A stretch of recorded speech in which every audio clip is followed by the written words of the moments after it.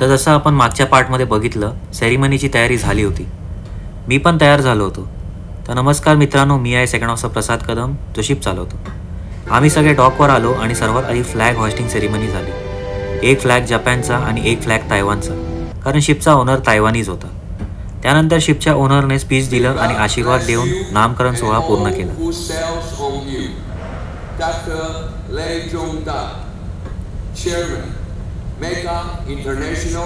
आणि हे सर्वात सुंदर दृश्य.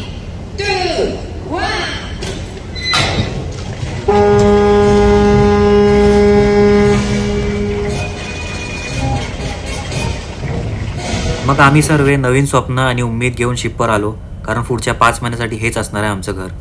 फायनली शिप निघाली तिच्या पहिल्या मेडन ट्रिपवरती अमेरिकेला. जपान ते अमेरिकेचा प्रवास आपण सोबत करूया.